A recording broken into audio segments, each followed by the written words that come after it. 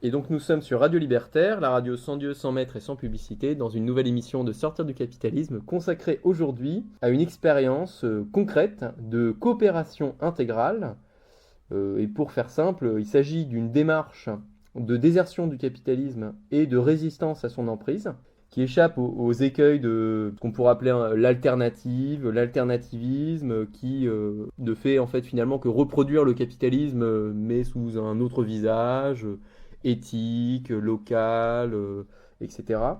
Et en même temps, ce n'est pas non plus l'attente d'un grand soir, même si évidemment une rupture révolutionnaire à un moment sera nécessaire pour sortir du capitalisme.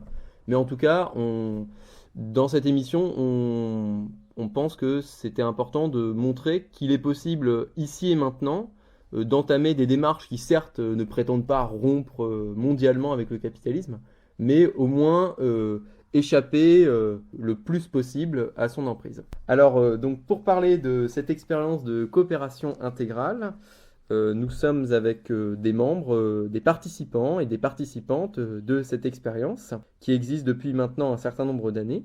Et pour comprendre comment est-ce que les membres, cette expérience s'est développée depuis un certain nombre d'années, on pensait que c'était important de faire un peu un historique puisque cette expérience n'est pas née comme ça, voilà, sortie d'un cerveau abstrait, mais c'est un long processus d'expérimentation et de remise en cause qui a permis d'arriver à quelque chose qui est, je crois, très intéressant et très novateur par rapport à énormément d'autres expériences et alternatives qui peuvent se dérouler en France et dans le monde. Et donc c'est pour ça qu'on avait envie de montrer comment est-ce qu'on est passé de quelque chose qui était peut-être un peu classique, c'est-à-dire la communauté, voilà, avec des jardins partagés, à quelque chose qui est la coopération intégrale et qui est extrêmement original et dont on parlera plus précisément dans une deuxième partie qui sera consacrée à c'est quoi cette coopération intégrale et c'est quoi ces différentes composantes. Et là, dans une première partie, l'idée était que des participants et des participantes à cette expérience nous parlent de comment progressivement ils et elles ont cheminé vers la coopération intégrale et voilà, quels ont été ces chemins, quelles ont été peut-être les erreurs et comment est-ce que ces erreurs éventuellement ont permis d'avancer vers ce qui nous paraît être peut-être une des choses les plus originales et intéressantes qui se passent aujourd'hui en France. Donc bonjour à tous et à toutes. Bonjour. Bonjour. Alors, donc voilà, comme je l'avais dit en introduction, c'est une expérience qui existe depuis un certain nombre d'années. Peut-être que l'un ou l'une d'entre vous pourrait euh, voilà, nous expliquer un peu d'où est-ce qu'ils sont partis et quel a été le chemin de ce qui était au départ une communauté et qui est devenu progressivement une commune ou une coopération intégrale. Au départ, il y a un lieu, un terrain collectif avec des habitants et habitantes. Et on s'est retrouvés autour de l'envie de déconstruire un peu notre mode de vie pour le reconstruire un peu à notre manière. Du coup, c'est passé par déjà la volonté d'être autonome au niveau de l'alimentation. Du coup, ça nous a amené. Alors, dans l'équipe, il y avait aussi des personnes qui voulaient faire du maraîchage, ce qui fait que ça nous a un peu aidé aussi à apprendre à faire pousser des légumes. Et petit à petit, on s'est dit qu'on allait faire des jardins, enfin un jardin partagé. Où l'idée, c'était que chaque personne qui avait envie vienne cultiver, enfin apprendre à cultiver les légumes. Et finalement, du coup, il y a eu plusieurs tentatives. On a essayé du coup, de s'organiser pour que chaque personne en fait, puisse aller au jardin toute la semaine, sachant qu'il y avait des personnes qui travaillaient, donc qui n'étaient pas forcément là, d'autres qui étaient là tout le temps et qui consacraient beaucoup de temps. Et du coup, il y avait un déséquilibre en fait entre les personnes qui passaient du temps et les autres qui n'en passaient pas du tout. Enfin, moi, quand je suis arrivée, donc c'était il y a 7 ans, du coup, j'étais plutôt en mode aussi autodidacte et où je me disais que chaque truc que j'apprenais, en fait, je devais produire une documentation. Et en fait, la réalité, c'est que c'était très difficile. Du coup, pour les personnes... Enfin, par exemple, j'ai passé des heures à lire des bouquins sur comment faire pousser des carottes. En attendant, il y avait d'autres personnes qui comptaient sur moi pour essayer de leur retransmettre. Et puis j'y arrivais pas parce que du coup, je passais du temps à faire pousser des carottes. Du coup, il y a eu, il y a eu plein de tentatives d'ajustement sur. On voyait qu'en fait, ça fonctionnait pas du tout. Enfin, il n'y avait pas du tout d'équilibre entre la participation de chacun et chacune. Du coup, on a décidé un jour qu'on arrêtait. En se disant tant pis, on n'est pas capable de trouver une solution, donc on essaye autrement. Et petit à petit, on s'est dit finalement on pourrait peut-être se dire que chaque personne qui a envie d'avoir des légumes passe 3 heures par semaine dans le jardin en se faisant accompagner en fait d'un maraîcher. C'est ce que vous appelez du coup l'autoproduction accompagnée. Voilà, la ferme d'autoproduction accompagnée. Et du coup, là, l'idée d'avoir introduit les 3 heures, c'était pour éviter justement un côté un peu informel où finalement il y avait des gens qui investissaient tout leur temps et des gens qui investissaient très peu de temps. Et en même temps, enfin, tout le monde se sentait un peu, enfin, personne notamment qui du coup passait beaucoup de temps se sentait un peu lésé. Alors que là, l'idée c'était d'introduire quelque chose d'un peu plus qui frustrerait moins de gens et qui. Oui, aussi parce que par exemple dans le jardin partagé où il y avait finalement aucune organisation, où on pensait que tout pouvait se faire tout seul, du coup en fait on perdait tous les légumes, enfin une bonne partie puisque les personnes qui n'avaient pas travaillé en fait se disaient je suis pas légitime pour aller récolter les légumes, donc je n'y vais pas, ou d'autres qui y allaient mais qui prenaient tout. Enfin voilà, il n'y avait pas d'équilibre. En fait petit à petit on s'est dit que effectivement il fallait qu'on soit aussi autonome dans l'apprentissage de faire pousser les légumes, et aussi par exemple que les dépenses pour les achats de matériel et tout ça soient un peu réparties entre chaque personne, et que oui, on passe un peu le même temps et surtout ensemble en fait, parce qu'on se retrouvait souvent seul ou à deux dans le jardin. Oui. Après, il y a eu aussi différentes manières de faire le jardin. C'est-à-dire qu'il y avait des personnes qui le faisaient vraiment pour le plaisir et qui comptaient pas forcément sur les légumes, et d'autres qui comptaient vraiment dessus, mais qui savaient pas comment faire. Du coup, on n'arrivait pas à... Enfin, on a eu du mal, en tout cas, à trouver un équilibre dans tout ça. Parce que la ferme d'autoproduction, en fait, nous a permis vraiment d'équilibrer, et surtout de se retrouver ensemble pour apprendre à faire quelque chose, quoi. C'est-à-dire c'était quelque chose qui sortait à la fois de quelque chose d'un peu informel, où finalement il y avait où on s'en remet beaucoup, disons, à la spontanéité, et finalement ça marchait pas très bien. Et en même temps, finalement ça devenait plus quelque chose de collectif, mais quelque chose où les individus arrivaient, repartaient. Enfin, du coup c'était plus quelque chose de collectif. Ce que vous voulez faire, c'est quelque chose de collectif et d'un peu posé, formel, pour que ça marche bien, parce que vous aviez vu que voilà, le jardin partagé dans l'informel, et où chacun finalement, où il n'y a pas vraiment d'engagement réciproque et finalement de collectif, ça posait pas mal de problèmes, quoi. Et du coup, par rapport à la ferme d'autoproduction, est-ce que finalement les objectifs auxquels vous aviez pensé donner à cette ferme d'autoproduction, et par rapport aux échecs des jardins partagés, qu'est-ce que ça donnait comme résultat? Qu'est-ce qui a été et qu'est-ce qui a moins été, qui a fait que vous avez pu penser à dépasser finalement cette ferme d'autoproduction pour passer à à la coopération intégrale?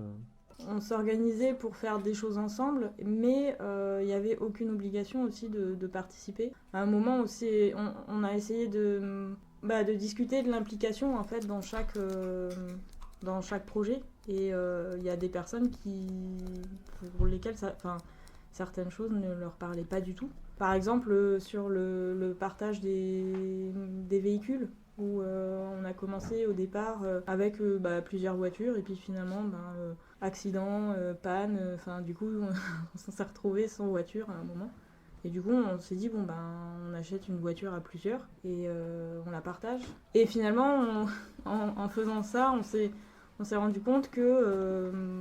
en fait, ouais, c'est que ça partait avant d'une voiture individuelle que tu prêtes, parce que t'as une voiture à ton nom et tout ça, tu la prêtes pour rendre service. Puis finalement, ça s'installe et puis finalement, la personne qui a une voiture paye les réparations, l'assurance toute seule. Du coup, à un moment, on a remis ça en question et on s'est dit, finalement, c'est pas juste, c'est toujours la même personne qui se tape les PV, les réparations, l'assurance.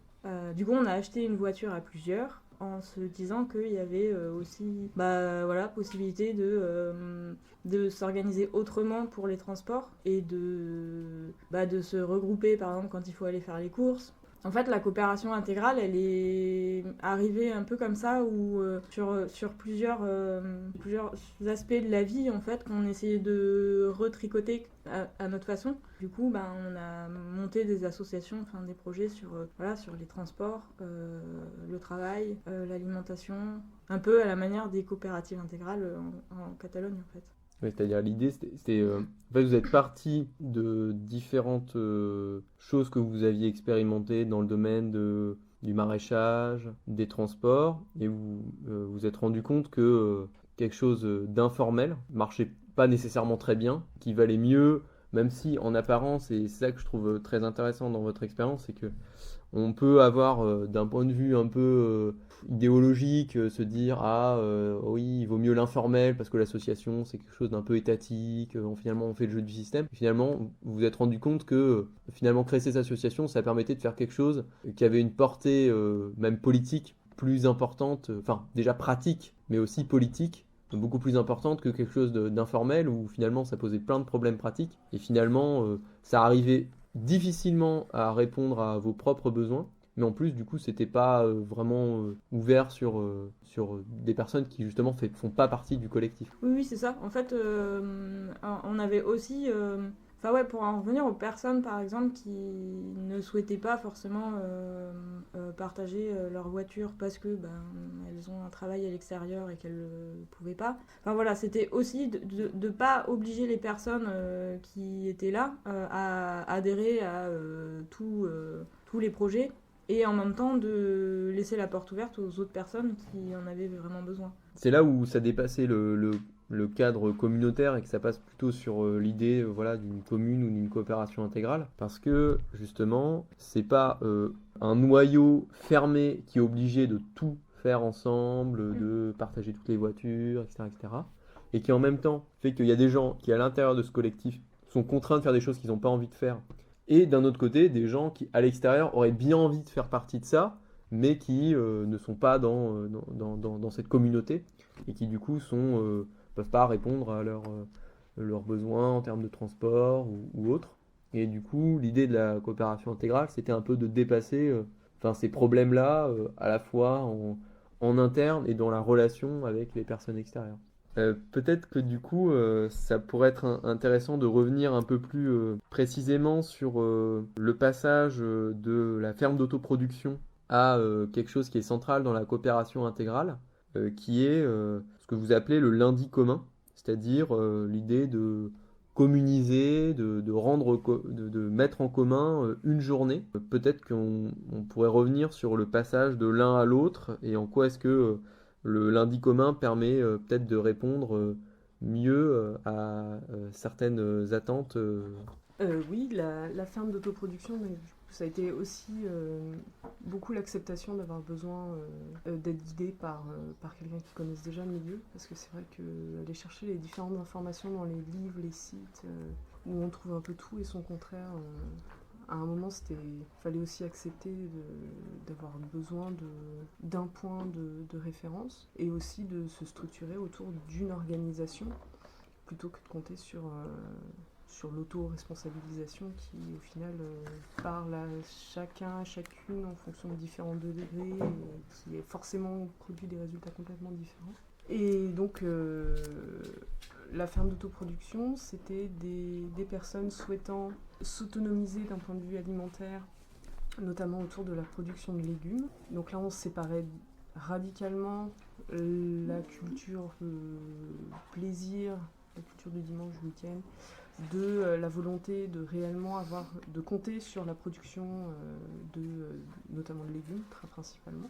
Et donc les membres se sont réunis autour de ça avec, comme on vient de le dire, en fixant un quota horaire minimal de 3 heures par semaine pour permettre aussi à chacun et chacune de pouvoir adapter son emploi du temps à la ferme d'autoproduction. Donc ça a fonctionné pendant 3 ans, où les 2 premières années ont vraiment très bien fonctionné. Il y a eu de plus en plus de gens, notamment de l'extérieur, qui sont venus et qui ont adhéré, qui ont participé, avec des jardins qui, au fur et à mesure, ont pris place dans la grande serre, mais aussi dans le jardin qui, au départ, était réservé au jardin purement convivial.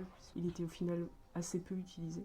Le collectif de la ferme d'autoprod grandissant, on a eu besoin d'espace. On a eu des belles récoltes, ça a vraiment bien fonctionné. Et puis au bout d'un moment, il y a eu un gros phénomène de climat déjà, Kapaélé, où il a plu pendant 4 mois sans discontinuer, nous empêchant de préparer la terre pour l'été, de préparer les récoltes à venir. Et ça a beaucoup essoufflé le mouvement. Et du coup, ça vous a amené à repenser peut-être la ferme d'autoproduction accompagnée.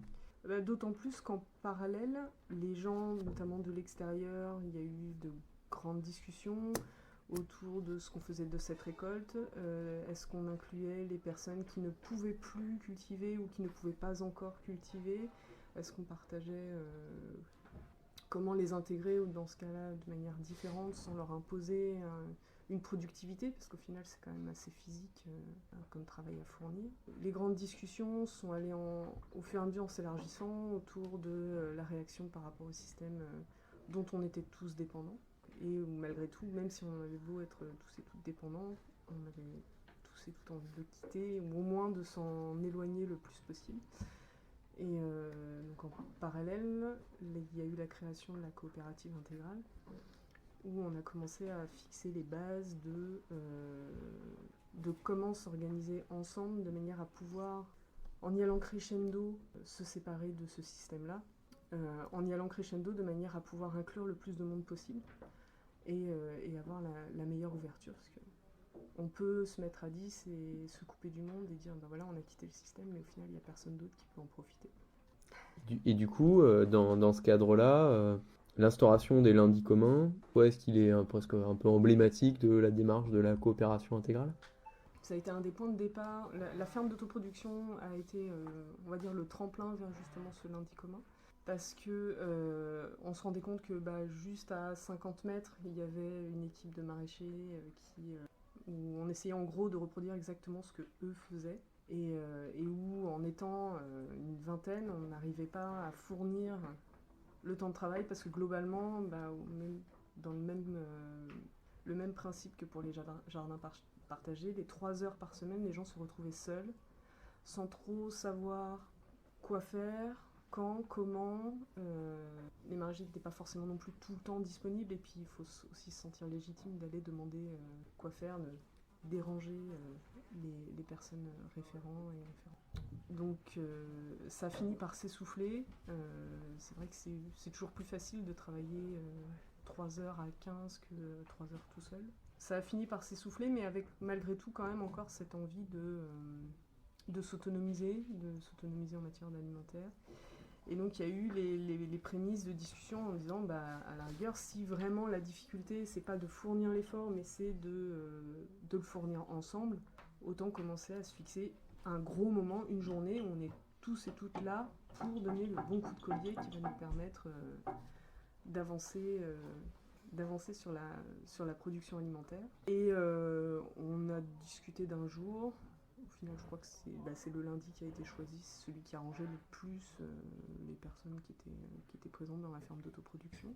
Et puis, au fur et à mesure des discussions, on s'est dit que si on était 20, voire 30, dans la même journée, on n'allait pas se mettre à 20 dans la serre, du coup on pouvait faire d'autres choses. Pourquoi pas du pain? Et puis, oui, mais si on est tous là dans la même journée, il faut qu'il y ait quelqu'un qui s'occupe de faire à manger pour tout le monde, donc il faut une équipe cuisine. Et puis, il y a des enfants, du coup il faut une équipe enfant, parce que sinon les parents restent dans leur coin à chapeauter leur tête blonde. Et puis au fur et à mesure, ça s'est développé vers la provision commune. Peut-être qu'on pourrait expliquer un peu rapidement ce que c'est que la provision commune. La provision commune, c'était s'organiser ensemble pour résoudre au final des problèmes individuels. On a tous besoin de se nourrir, on a tous besoin de manger du pain, en tout cas pour ceux qui mangent du pain. On a tous besoin de se vêtir, on a tous... ce qui sont au final des problèmes individuels, mais qu'on pouvait essayer de résoudre ensemble. Et donc on l'a stigmatisé sur cette journée, en espérant que cette journée allait s'étendre petit à petit et grignoter les autres jours de la semaine, le mardi commun, puis le mercredi, et puis la semaine commune. Et ça, ensemble, qu'on soit habitant ou habitante du lieu, ou qu'on soit à 30 bornes, et puis pourquoi pas, peut-être à terme, faire un réseau avec d'autres gens qui se regroupent parce qu'ils sont 15 à 30 bornes. Et surtout l'organisation collective qui prime. Du coup, l'idée, c'était de faire face ensemble à ce que, dans le cadre de la société capitaliste, chacun, normalement, fait face tout seul, ses besoins alimentaires, ses besoins de vêtements, même ses besoins d'argent. Du coup, c'est en ça que c'est intéressant, cette expérience de coopération intégrale, parce que ça tranche un petit peu avec ce qui est fait dans les deux cas qu'on avait abordés au début de l'émission, c'est-à-dire soit l'alternativisme où finalement ensemble, c'est pas qu'on fait face à l'économie ensemble, c'est on s'insère pleinement dedans, même si c'est sous une autre forme, plus écologique, etc.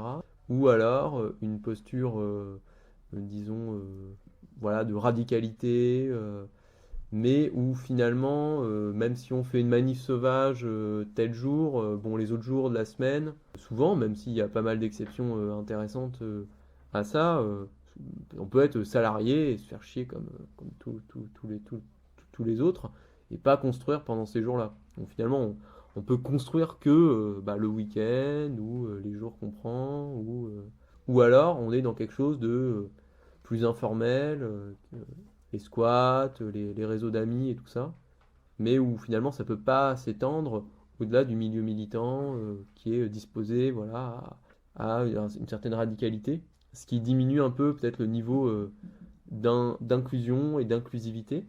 Peut-être qu'on pourrait justement à ce propos avoir un témoignage par rapport à l'inclusion dans les lundis communs ou dans la coopération intégrale.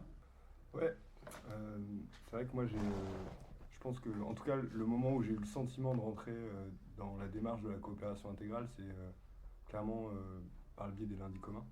Et en fait, pour être un peu narratif rapidement, en gros, les lundis communs, on se rassemble entre 9h et 9h30 le matin. Et c'est un moment où on se retrouve, où on boit le café, où il y a des petites discussions informelles. Puis c'est aussi le moment où on s'inscrit pour les repas du midi, du soir, pour les paniers, pour le pain. Et c'est aussi le moment où on s'inscrit sur des pôles, c'est-à-dire que ce qu'on appelle des pôles, et qui sont voilà, les différentes activités, entre guillemets, qui sont nécessaires au bon déroulement des lundis. Donc ça va être la cantine, les enfants, le maraîchage, etc. Et clairement, je pense qu'un des points forts des lundis communs, c'est que, indépendamment de l'endroit physique où ça peut se dérouler et où il y a des gens qui habitent, des fois on double le nombre de gens qui sont là pour ces journées-là par rapport au nombre d'habitants. Et il y a cette espèce de force où on sent bien que, parce que si moi le matin je suis sur le maraîchage, et j'ai aussi bien conscience du fait que pendant ce temps-là, il y a des gens qui sont en train de faire à manger pour nous, que pendant ce temps-là, il y a des gens qui s'occupent des enfants, que pendant ce temps-là, il y a des gens qui sont en train de faire du pain pour le soir. Non seulement j'en ai conscience, mais en plus, à midi, quand ça sonne pour aller manger, je les retrouve, tous ces gens-là. Et je peux parler avec eux de ce qu'ils ont fait, de ce que moi j'ai fait. Et donc, je trouve que ça rend sensible. Ça permet d'éprouver directement, quelque part, des choses que à force de les lire dans les bouquins, à force de se dire que ce serait ça qui serait bien, etc., ça finit par devenir des idées complètement détachées de quoi que ce soit de pratique. Et donc, du coup, ces lundis communs, ça permet de retrouver ce rapport direct, j'allais dire charnel, à cette idée de partage, et puis ça lui donne une consistance qui est forte. Et une consistance qui est à la fois pratique et qui en même temps a une portée politique, puisque... Ah oui, c'est clairement, il y a une visée. C'est pas, l'idée, c'est pas d'avoir des repas pas chers et des légumes pas chers et du pain pas cher.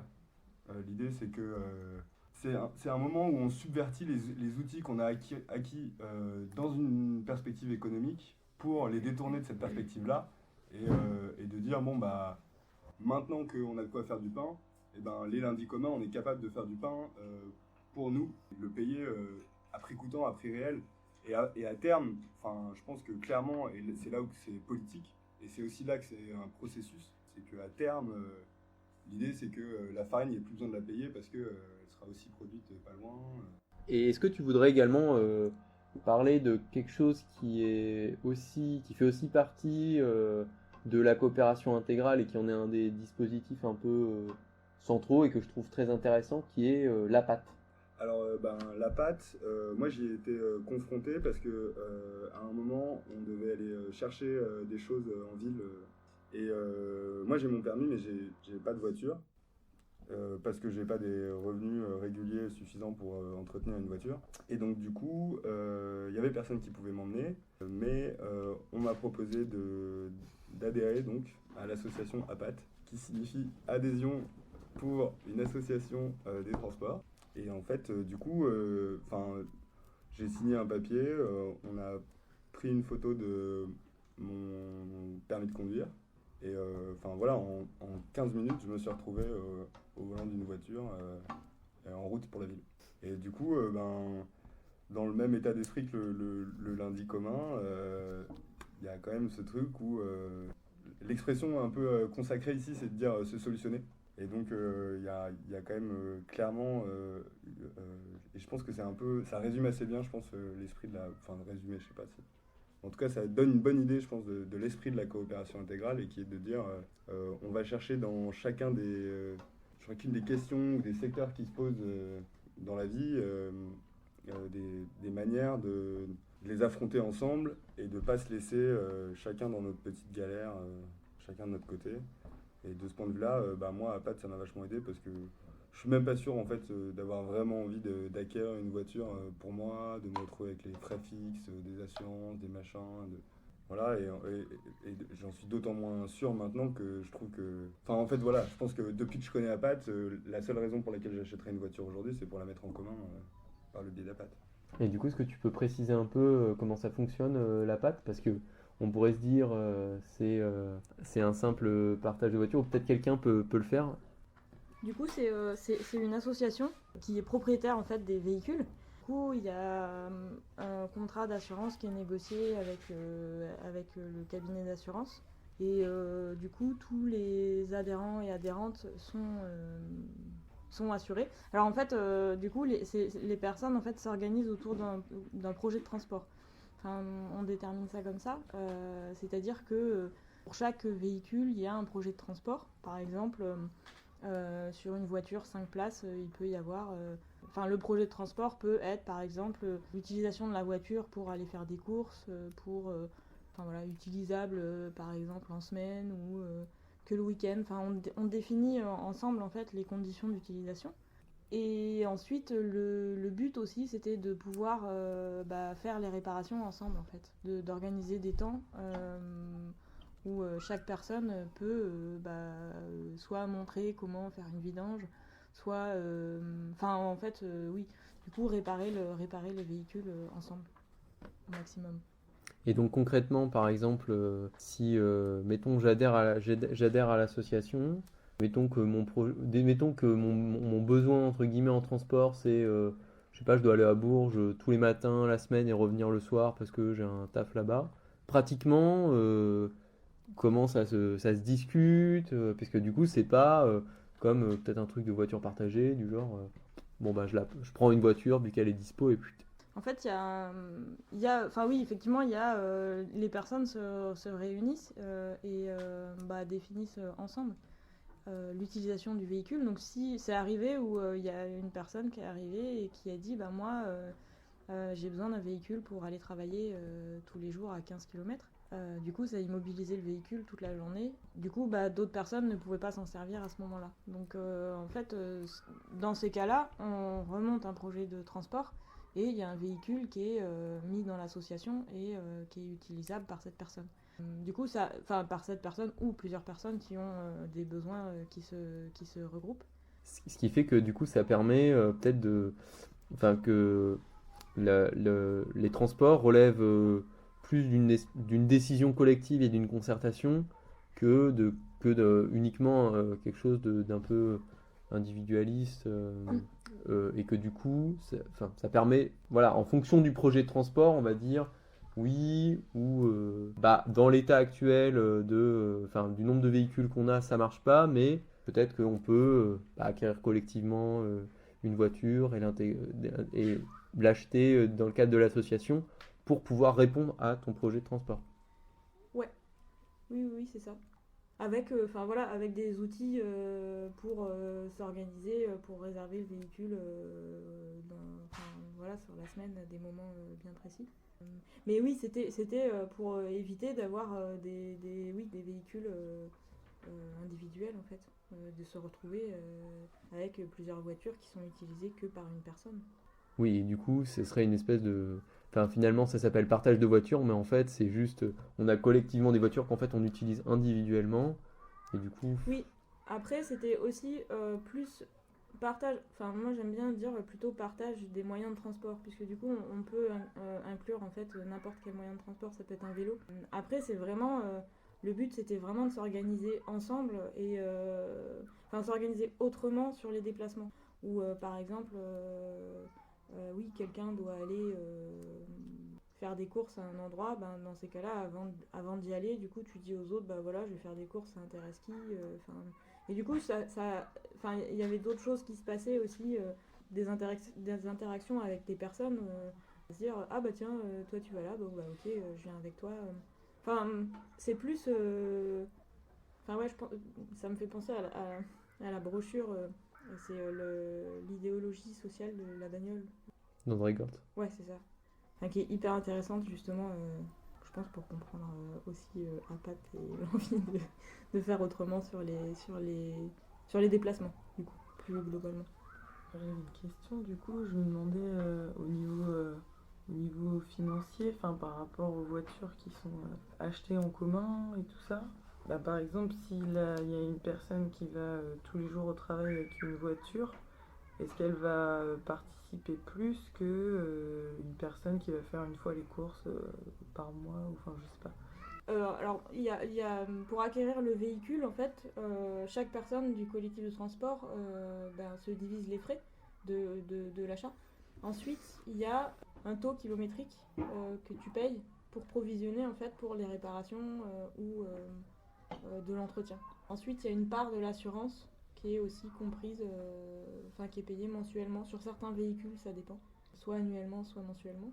En fait, je pense qu'au niveau des coûts, c'est pas moins cher, mais ça permet déjà aussi de se libérer d'une contrainte et des dépenses fixes comme ça tous les mois.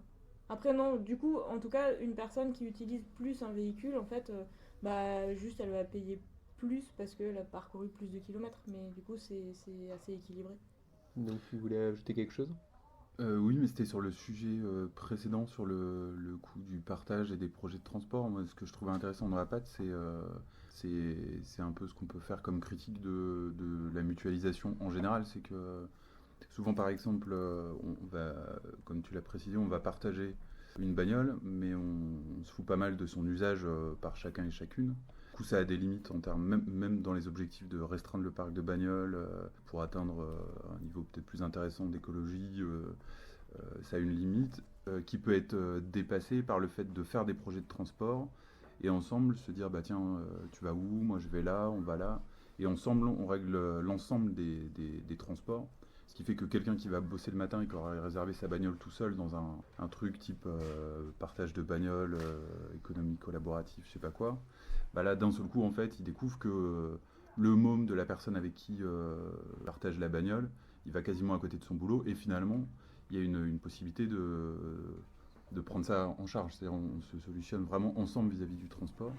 Et ça permet simplement de s'interroger sur la vie des uns et des autres. C'est vraiment une grosse différence entre, pour moi, communiser et mutualiser. Quoi. En fait, il y a du coup, si j'ai bien compris, la PAT, c'est un peu une critique d'un modèle qui est celui de l'économie collaborative, qui finalement est indifférente aux usages, alors que là, l'idée, c'est de se regrouper autour d'un besoin et d'essayer de voir est-ce qu'on peut pas ensemble répondre collectivement à des besoins. Et non pas dans le modèle de l'économie collaborative, c'est juste l'économie collaborative, elle répond à des besoins individuels, qui peuvent être que des besoins individuels, et ça répond simplement par une espèce de... le modèle de la mutualisation, c'est des individus qui ramènent qui mettent leur voiture dans un pot commun et qui solutionnent individuellement leur... Ce qui fait qu'en fait, on n'est pas très très loin en fait, d'une espèce de capitalisme de plateforme. Finalement, on n'est pas du tout dans une démarche politique intéressante.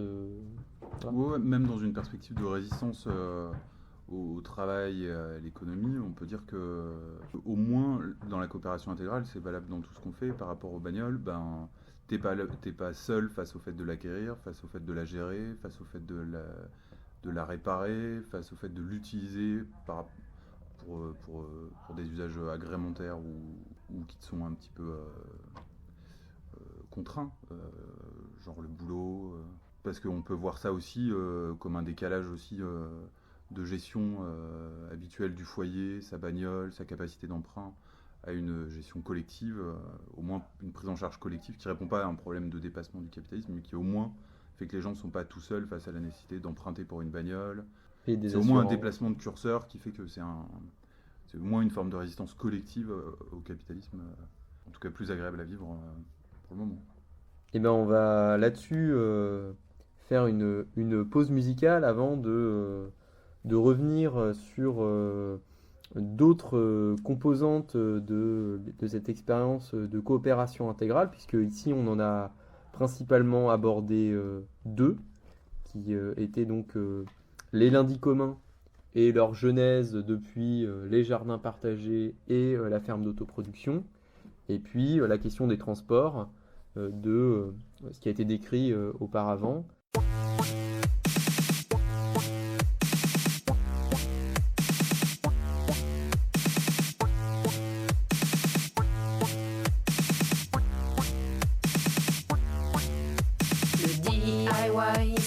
Des badges ensemble, car ensemble tout devient possible. Le DIY, c'est faire des t-shirts ensemble, car ensemble tout devient possible. Ensemble, tout devient possible, car l'union fait la force tranquille. Ensemble,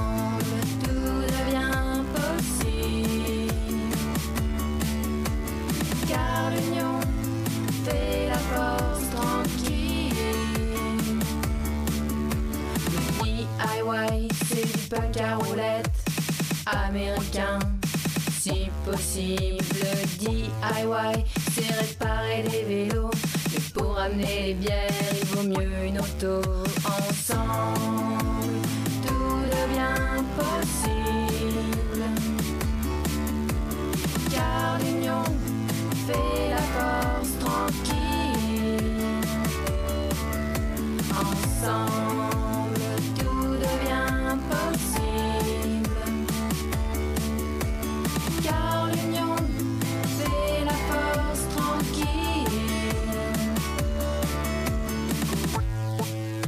nous venons d'écouter une critique du DIY par Trotsky Nautique. Et donc nous sommes toujours sur Radio Libertaire, la radio sans Dieu, sans maître et sans publicité, dans une émission de Sortir du capitalisme, consacrée aujourd'hui à une expérience de coopération intégrale. Et nous sommes donc avec, pour en parler, les membres de cette expérience de coopération intégrale, les participants et participantes à cette expérience, qui est donc pour le faire très sommairement, une démarche de désertion collective du capitalisme et de résistance collective à son emprise, qui échappe, ou tente d'échapper du moins, à, disons, deux écueils qui seraient l'alternativisme altercapitaliste, de type éco-village, sel, biocoop, etc.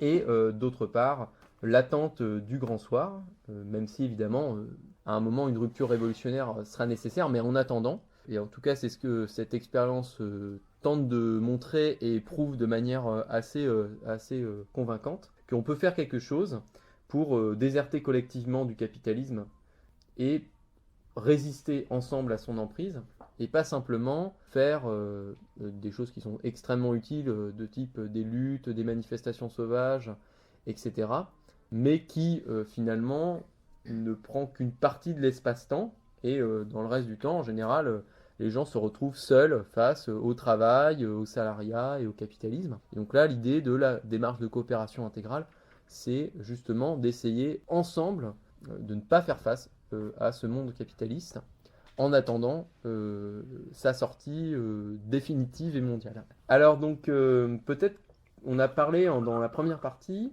de l'historique de cette expérience de coopération intégrale, de sa genèse, de comment est-ce qu'on était passé de quelque chose qui est assez classique dans les alternatives, c'est-à-dire d'une communauté fondée sur des jardins partagés ou à ce qu'ils ont appelé une expérience de coopération intégrale. Alors peut-être que l'un de vous pourrait préciser globalement ce que c'est que cette démarche à l'heure d'aujourd'hui, et plus d'une façon historique, et également quelles en sont les différentes composantes qu'on n'a pas encore abordées, puisqu'on en a abordé 2, qui sont donc la pâte et les lundis communs. Avant d'entamer une présentation un peu plus schématique de la coopération intégrale, c'est important de préciser pour nous qu'on est là pour la mettre en discussion. Elle ne souhaite pas du tout faire programme, elle ne souhaite pas du tout non plus se présenter sous la forme de mode d'emploi. Au mieux, elle peut, en tout cas, les prétentions qu'on a, c'est qu'évidemment, comme n'importe quelle autre expérience, elle puisse participer à inspirer. Encore une autre chose, c'est la possibilité pour nous d'accueillir des nouveaux membres, en tout cas. C'est pour ça qu'on essaye d'expliquer les choses le plus précisément possible. Donc voilà, une fois qu'on a dit ça, de manière assez schématique, on peut dire en préalable que ensemble, on se retrouve dans la coopération intégrale autour de la qualité d'un lien qui s'appelle la coopération. On l'a distingué de coopérative pour une raison assez simple, c'est que l'idée, c'est pas de se retrouver autour d'un système, d'un logiciel, d'une logique ou d'une organisation, mais plutôt de se retrouver autour d'une qualité de lien entre les personnes, entre les membres, que nous on met dans une coquille qui s'appelle la coopération, et intégrale étant un mot qui qualifie son champ d'action, c'est-à-dire vraiment quelque chose de plus large possible, qui peut donc contenir une sorte de choses qu'on pourrait appeler une forme de vie quotidienne, une forme de vie sociale. C'est quelque chose qu'on met en discussion ensemble. Donc c'est vraiment une perspective partagée par l'ensemble de ses membres, d'atteindre une forme de vie quotidienne que chaque personne voit renforcée dans le fait de l'élaborer, de la construire à plusieurs. Et en même temps, même s'il y a une idée qui nous fait rentrer, il y a une évolution aussi de nos objectifs au jour le jour en fonction de ce qu'on décide collectivement. Donc ça repose sur tout un tas de choses qu'on aime bien réfléchir, qui peuvent prendre la forme de constats, d'état du monde, jusqu'à des perspectives, vraiment qu'est-ce qu'on souhaite faire maintenant, de quelle manière, et qu'est-ce qu'on imagine comme futur. Alors pour donner un exemple, ça peut être évidemment en constat, ça peut être une critique très forte de la relation marchande, comme une forme vraiment de lien misérable et pauvre. Pour en dire son contenu subjectif, on pourrait faire une critique du capitalisme, elle a été faite ailleurs, donc on ne va pas s'étaler là-dessus. Jusqu'à une perspective qui peut être aussi bien dans les activités qu'on mène tout de suite et dans le futur, évidemment dégenrer les activités, critiquer le fait qu'il faille dépenser un certain temps de sa vie pour acquérir un droit à l'existence. On essaye de décrire des constats et des perspectives. Voilà, ça c'est ce qu'on met un peu en discussion. Ensuite, d'un point de vue encore plus schématique, entre nous on discute parfois de dispositifs de dépassement ou de dispositifs de résistance. C'était important pour nous de distinguer ça, pour savoir aussi les ambitions qu'elle pouvait porter et les réponses qu'elle pouvait construire. Pour ce qui est des projets plutôt résistance à l'économie, résistance au capitalisme et au marché, on a des interfaces qui sont découpées un peu en deux parties. Une partie approvisionnement, qu'on dirait être ensemble face à la nécessité d'acheter et de consommer, là où habituellement on est seul. Et son pendant, évidemment, où on est tout aussi isolé, le travail, donc notre manière d'acquérir de l'argent. Donc pour ça, nous, on a choisi de créer quelque chose qui s'appelle Kaba, qui est une centrale d'approvisionnement, qui peut être définie parfois aussi, on en parle de manière légère en disant que c'est un groupement d'achat, sauf qu'il a des biais évidemment, puisque le but c'est pas que chacun et chacune gagne en pouvoir d'achat simplement en mutualisant un espace de commande groupée, comme ça se fait souvent. C'est beaucoup plus pour essayer de construire une perspective de non-achat. Donc c'est pour ça que, par exemple, pour donner un des biais parmi d'autres, on essaye de mettre en place ce qu'on appelle, nous, une cotisation pirate, qui est de dire que, par exemple, là où sur le marché, on payait un truc 10 €, le fait de l'acheter ensemble, on arrive à l'avoir à, admettons, 7 €. Bah, les 3 €, on peut décider graduellement, chacun et chacune, en fonction de ses moyens, de le laisser dans une caisse collective, une caisse commune, qui est spécialement affectée à la capacité de non-achat, donc en fait à se financer des moyens d'autoproduction. Donc c'est pas une solution pour que chacune gagne 3 € de pouvoir d'achat en plus.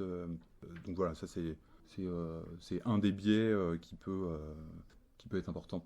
Et du coup, ça change complètement la manière d'envisager les choses, puisque l'idée, par exemple, d'un dispositif comme Kaba, et même de tout ce que tu appelles du coup des interfaces, c'est-à-dire on est dans un monde capitaliste et donc il faut bien y faire face.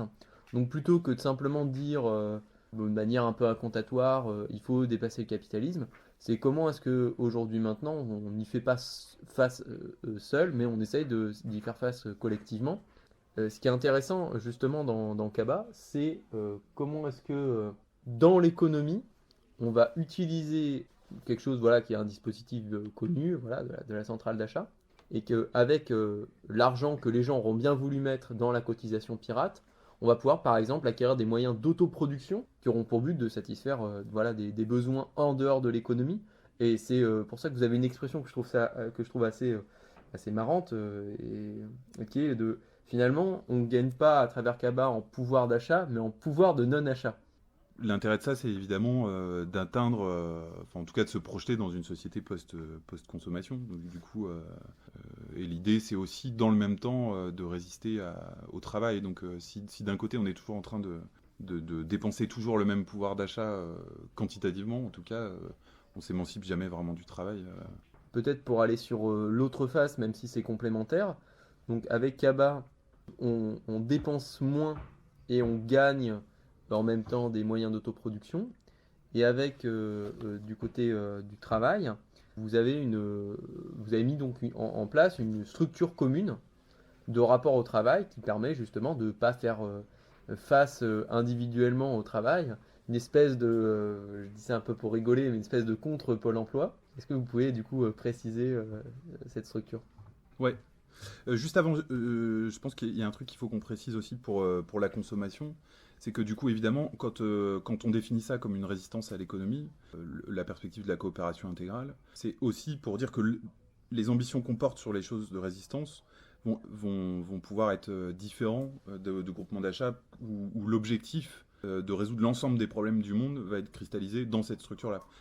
Un exemple concret, c'est par exemple, est-ce que dans Kaba, tout est bio, ou tout est commerce équitable, ou tout est local, en prétendant que tout ça, c'est les solutions ? Non, pas forcément. Pour nous, c'est bien plus important que n'importe quel produit puisse être acheté dans Kaba, et d'avant tout rassembler des gens, créer du lien entre les personnes, créer des possibilités de se solutionner, de mettre en discussion l'ensemble des questions, d'y répondre collectivement. Donc la blague, on est toujours en train de dire que chacun a son produit favori, mais dans Kaba, on peut acheter du Nutella, on vient comme ça, il n'y a pas de moralisation de la consommation. La consommation, elle est mal en tant que telle, et du coup, par là, on vient avec ça, et on en parle tous ensemble, et on discute, quoi. Oui, l'idée, c'est pas de créer, enfin, c'est pas d'impulser une autre économie, c'est d'essayer de se dégager de l'économie tout court. Oui, alors on a une autre phrase qui est chouette, c'est la coopération intégrale, c'est pas une économie alternative, mais c'est une alternative à l'économie. Donc pour revenir sur le pendant de notre moyen de résistance à la consommation, il y a évidemment le moyen de résistance au travail. Étant entendu qu'évidemment, c'est pas une critique de mener des activités, hein, c'est évidemment une critique du travail comme condition d'accès à tout le reste de la vie. On suit la critique du travail qui est faite dans l'émission habituellement. Donc là, la structure commune de rapport au travail, c'est tout simplement déjà un état des lieux, un état de défaite. C'est que de toute façon, pour le moment, notre dépendance au travail est très forte. On est tous des personnes qui dépendent pour l'essentiel de leur capacité de vendre leur temps. Donc ça, en prenant acte de ça, on se dit comment on compartimente le plus possible notre rapport à l'économie et rapport au travail. Donc l'idée, c'était soit, parce qu'on venait de ça, dans l'histoire, même tout à l'heure, on aurait pu préciser qu'au démarrage de notre vie collective, avant qu'elle s'étende à une forme de coopération générale, intégrale, c'était aussi l'idée de s'émanciper du salariat et de se dire finalement je travaille à mon compte, ou je me débrouille, je chope des plans, etc. Mais finalement on était de plus en plus précarisés, soit précarisés sous la forme moderne là, de l'ubérisation, soit précarisés parce que finalement on a découvert à ce moment-là en fait que le problème, c'est que le patron, finalement, c'est lui qui est face au client, mais quand on le supprime, c'est nous qui sommes face au client, et c'est c'est tout aussi asservissant, finalement. Il n'y a pas forme d'émancipation. Et même si on fait une coopérative, on n'est jamais que l'ensemble des coopérateurs face au marché et face au client. Donc l'idée, c'est qu'on s'est dit, on va faire avec ça, on ne va pas chercher d'alternative au travail, mais on va chercher à créer quand même des activités viables qui permettent à tous d'avoir un revenu à mi-temps. Donc là, c'est une contrainte assez forte dans notre structure, c'est de pourvoir tous les gens de la coopération intégrale qui en ont besoin en travail compartimenté dans la perspective d'atteindre un travail à temps partiel qui soit à la fois une manière de répondre à un besoin d'argent et à la fois une manière de compartimenter ce travail-là pour permettre de s'impliquer dans des structures donc là plus de résistance à l'économie mais on pourrait dire prétentieusement de dépassement de l'économie, comme la provision commune ou les lundis communs par exemple. Parce que souvent la question par exemple sur les lundis communs, c'est évidemment moi je travaille, je peux pas y participer, enfin souvent. Ou évidemment la réponse c'est on peut ensemble trouver une place dans la structure collective de travail. Oui, du coup, l'idée, c'est pas de faire comme la NPE, c'est-à-dire de trouver un boulot à plein temps qui maximise, entre guillemets, le pouvoir d'achat. C'est simplement que tout le monde puisse répondre de manière minimaliste à ses besoins en argent, tout en permettant, du coup, puisque il s'agit de mi-temps ou moins, à côté, avoir le temps de faire des activités qui peut-être pas dépassent le capitalisme, mais qui au moins ont pour horizon son dépassement et qui constituent des formes alternatives de désertion de l'économie, quoi. En plus, ça permet de vraiment comprimer du temps pour aller aussi bien sur une lutte que sur la construction de liens fédéraux avec d'autres collectifs, avec d'autres initiatives. C'est pas gagner du temps pour soi, de manière un peu individuelle, mais c'est aussi... ça l'est en partie. Disons qu'on sort de la dichotomie, je pense, dans ce temps libéré, du côté activité ou loisir. C'est-à-dire que d'un seul coup, on libère un temps qui peut avoir du sens, quoi. Qui peut être une activité sociale, qui n'est pas uniquement, comme on pourrait le penser, la critique du travail, une opposition entre le travail au sens capitaliste, de vente de son activité sous forme de marchandise, de location de sa force de travail, et de notre côté, une espèce de pure création individuelle, hors du social, spontanée.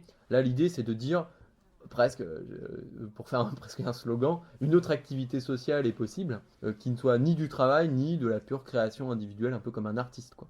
Ah oui, c'est ça. Là, en fait, ce que tu as dit, c'est la définition de la provision commune, c'est-à-dire que c'est quand on fait la critique du travail, assez rapidement, on a l'avantage de pouvoir parler de la provision commune comme une autre forme d'activité sociale, qui d'ailleurs n'est pas uniquement une chose productive, qui est une réponse à la critique du travail en acte, en fait.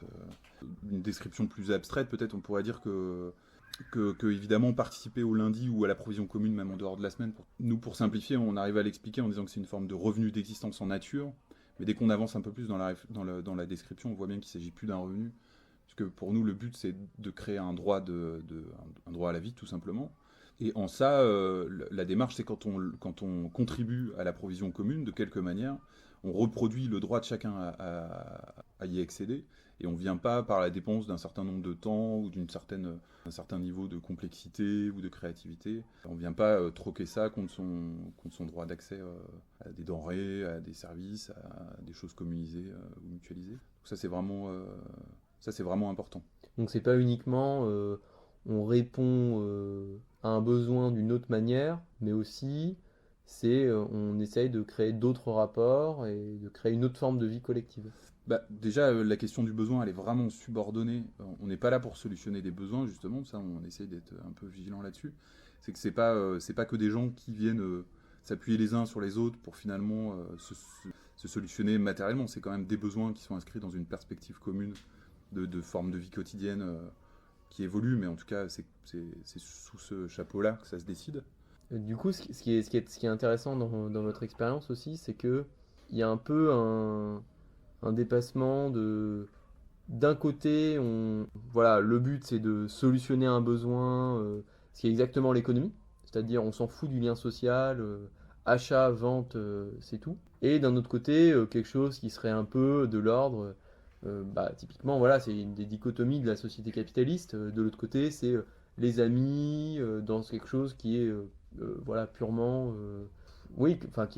qui répond, disons, effectivement à certains besoins subjectifs, mais pas à des besoins matériels fondamentaux, où là, c'est le travail qui a vocation dans notre société à les résoudre tous, quoi. Le travail et la consommation. Je veux bien parler du côté viral de la coopérative intégrale, enfin, de son évolution, c'est un système qui est fait pour évoluer, et qui est fait pour évoluer en ajoutant d'autres personnes au final, parce que au fur et à mesure où la provision commune va se développer, nos moyens vont, eux, diminuer, nos moyens en matériel de plus en plus diminuent, du coup notre besoin de travail va lui diminuer, et cette diminution va faire qu'on va pouvoir accueillir d'autres personnes en plus qui n'auraient pas forcément été issues notamment du milieu militant, mais juste sur un côté peut-être au départ purement matériel, et où on va pouvoir aussi toucher un autre public, parce que c'est peut-être pour moi un des trucs les plus critiquables, c'est qu'on touche toujours les personnes qui sont de facto intéressées, et pas forcément les personnes qui n'ont pas été initiées ou qui n'ont pas eu vent et qui savent pas que c'est possible et que c'est faisable. Il y a très peu en fait de gens qui pensent, enfin qui râlent dans leur coin, mais qui ne savent pas qu'on peut essayer de trouver un autre monde que la Biocoop et le commerce équitable, et de chercher à sortir de ce truc-là. Et ce côté viral de la coopérative intégrale est hyper intéressante. Oui, quand tu parles de ce côté viral de la coopération intégrale, là on est vraiment à l'opposé, à la fois, on en a parlé dans la première partie de l'émission, de la communauté, mais aussi des milieux militants qui ont tendance, c'est pas tellement une critique, mais c'est un constat basique, à se replier d'une certaine manière sur eux-mêmes, parce que pour rentrer dedans, il faut partager finalement énormément de choses en termes d'idées, de pratiques.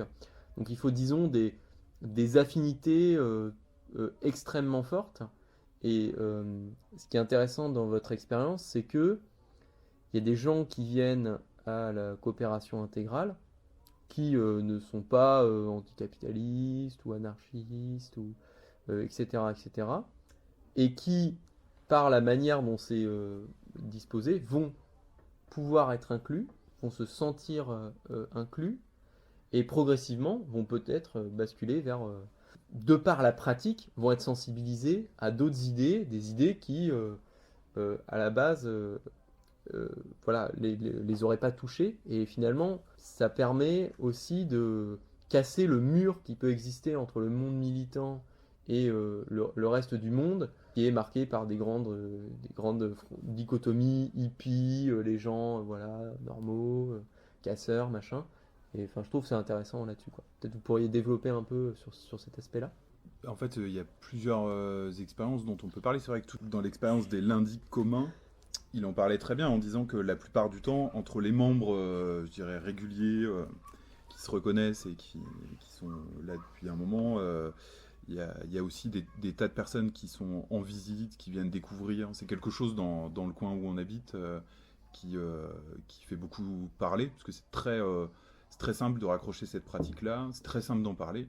De prime abord, ça se discute en disant les lundis, c'est vrai, c'est super, il y a plein de trucs, je peux le faire. Donc ça, évidemment, au préalable, c'est surtout les personnes qui sont disponibles le lundi en apparence. Mais pour aller plus loin dans le truc, il y a des gens qui viennent, qui ne sont pas du tout anticapitalistes, c'est des précaires, qui ont aussi un peu abandonné l'idée de vendre leur temps, donc qui ne cherchent pas à valoriser ce temps qui ne vendent plus, à le valoriser en termes capitalistes, de lui donner une équivalence sur le marché. Et donc les gens qui viennent pour faire le pain, c'est très simple et ils adhèrent assez facilement au principe que s'ils passent une journée à faire du pain et que d'autres passent une journée à faire des légumes, on fait un panier commun. Et qu'évidemment, ceux qui ont des enfants ont un peu plus dans leur panier. Voilà, il n'y a pas besoin de leur parler de distribution statutaire, de à chacun selon ses besoins et de chacun selon ses moyens, ou de formules communistes libertaires complexes. Disons qu'il n'y a pas besoin d'une idéologie au préalable. Mais plutôt, les gens qui viennent, ils viennent aussi pour une qualité, de convivialité, le moyen de passer une chouette journée. Et ils partagent, nous, ce qu'on essaie de mettre en avant, plutôt qu'une approche vraiment théorique, critique du capitalisme, c'est plus une critique subjective du capitalisme comme forme de vie vraiment non misérable et dégradante. Et du coup, ce constat-là, en général, les gens qui viennent le partagent. Et ça suffit pour engendrer des pratiques collectives qui ensuite, petit à petit, sont mis en discussion dans des termes plus politisés, qu'on discute ensemble. Mais en tout cas, en participant comme ça, on est tout à fait en mesure ensuite de mettre en discussion les fameux constats et perspectives. Du coup, ce qui est intéressant dans les lundis communs et plus généralement dans la coopération intégrale, c'est d'avoir un dispositif qui soit capable de partir de quelque chose d'extrêmement sensible et qui n'est pas théorisé politiquement, en le raccrochant à des pratiques sans avoir besoin de passer par une initiation théorique très forte, qui va faire que progressivement, par cette pratique, il y a des questions politiques et théoriques qui vont se poser. Et ce qui casse encore une fois le fait, l'impuissance sensible face au monde et aussi face à la théorie, parce que la théorie, évidemment, tout le monde ne se sent pas capable de l'affronter, de par une socialisation. Il y a des socialisations qui ne préparent pas à affronter la théorie critique.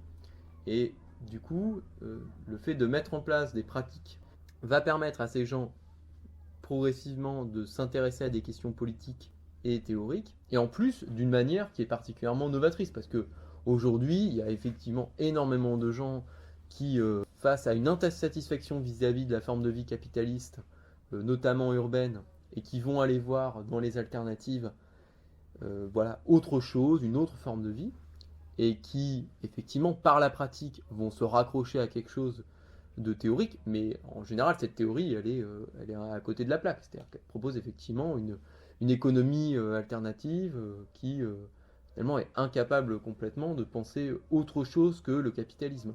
Alors que là, justement, par la pratique des lundis communs, on commence à expérimenter que, entre guillemets, autre chose que le capitalisme est possible. Et expérimentable, c'est vrai qu'après, l'émancipation générale on ne pense pas quand même que la reproduction de tout un tas d'expériences partout va engendrer évidemment le renversement du capitalisme. Mais en tout cas, on pense quand même que desserrer l'étau partout où on se trouve de la socialisation marchande, ça peut quand même favoriser l'émergence de pratiques qui aboutiront à une forme de dépassement, quoi. On peut pas, dans tous les cas, desserrer rien ne peut apparaître si on ne desserre pas l'étau. C'est de la conquête d'espace, mais mental, espace territorial, espace spirituel, espace... tout ce que le marchand piétine.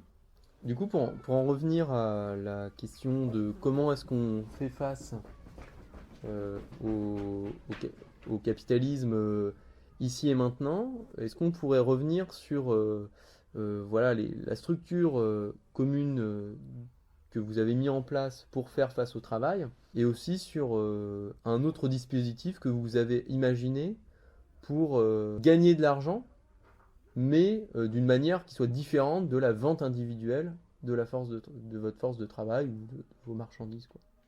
Alors, la structure commune de rapport au travail, elle est assez complexe à comprendre, parce que elle peut donner l'air comme ça d'une alternativité un peu molle. Disons qu'il y a une différence entre avoir une perspective radicale forte et ça, c'est une forme d'exigence vraiment importante. Et le fait de prendre acte que pour le moment, en tout cas, soit on fait rien parce qu'on estime qu'il faudrait faire tellement de choses qu'on fait rien, soit on dit bon bah on essaie de négocier une petite marge de manœuvre. Donc là, cette structure-là, elle prend acte qu'on a besoin de bosser et qu'on n'a pas envie d'être salarié ou d'être dans des rapports de subordination, ou alors Donc la forme qu'elle prend, tout simplement, il y a 2 personnes qui travaillent à mi-temps à accompagner des gens qui ont des projets dans la coopération intégrale et qui ont des projets aussi, qui ont des besoins d'argent. Et dans ce cas-là, on a 2 types de manières de rejoindre cette structure-là. C'est des gens qui viennent, qui disent « Ok, moi je veux rejoindre la coopération intégrale, mais j'ai besoin de bosser, j'ai besoin de thunes. » Donc là, on les accompagne en disant « voilà, parmi toutes les activités des entreprises de la coopération intégrale, on peut dire ça comme ça, il y a tel outil communisé qui est disponible la moitié du temps. Tu peux te faire former par telle équipe et le mettre en œuvre pour vendre des trucs avec. Ou si quelqu'un a une idée d'activité, on peut l'accompagner à monter son activité. » Donc c'est assez paradoxal parce qu'on aide à la création d'activités, mais elles sont bien compartimentées. Les moyens de production, par exemple, sont communisés, ils n'appartiennent pas directement à la personne. Il y a une réduction du temps de travail qui font que le but, c'est que tout moyen de production acquis puisse servir à l'autoproduction ou à quelqu'un d'autre qui veut rejoindre la coopération intégrale et qui a besoin de l'employer. Donc ça se fait par 2 personnes qui sont à mi-temps là-dessus et qui accompagnent vraiment de manière très formelle les personnes qui veulent rejoindre la coopération intégrale. Voilà. Après, l'idée, c'est que même si on abandonne l'idée de transformer le monde par les rapports marchands, il y a quand même une idée de ne pas être qu'offensif dans l'économie. Il y a aussi l'idée quand même de faire comprendre, de pas non plus... On va pas changer le monde par l'intermédiaire de l'économie, mais il y a quand même un respect, quoi. On peut quand même essayer de mettre en œuvre des activités écologiques. Il y a quand même des luttes urgentes au-delà de ça, qui sont prendre soin de l'environnement. On ne va pas perpétuer le désastre. Mais sans être dans l'illusion. C'est ça, sans être dans l'illusion que ça va être la solution. Et donc pour aborder un autre aspect du rapport au travail, est-ce que vous pourriez, l'un d'entre vous pourrait nous parler des Mingas? Oui, voilà, les Mingas, c'est pour nous un outil d'équiper ou de s'organiser pour l'autonomie. Si on prend un exemple de commencer à faire son pain, il faut faire sa farine. Pour faire de la farine, il faut un moulin. Donc voilà, comment on paye ce moulin. Et les Mingas sont ce genre d'outils où en fait on va trouver des missions, des contrats qu'on peut réaliser à plusieurs. Et donc tout le monde vient travailler pour réaliser ce contrat. Et donc l'argent qui en est dégagé est investi directement dans le collectif sous forme souvent c'est des outils qui font grandir notre autonomie. Par exemple, vous faites un déménagement à plusieurs et avec l'argent gagné sur ce déménagement, vous allez acheter tel outil d'autoproduction qui était important à avoir. Voilà, ouais. Par exemple, un gros four qui nous permet de cuire nos pains et nos pizzas toutes les semaines. Je crois que c'était comme ça que c'était passé. Oui, ou alors on a eu des contrats de flyage par exemple. Donc il faut flyer un grand territoire pour des associations. Et tout seul, ça prend 3 semaines. Faire que de la voiture, c'est pas très amusant. Là, on avait organisé des équipes. Là, le contrat, il est fait, ça pèse pas très lourd sur l'organisation. Par contre, en termes de puissance collective, ça amène tout de suite des moyens assez conséquents, quoi.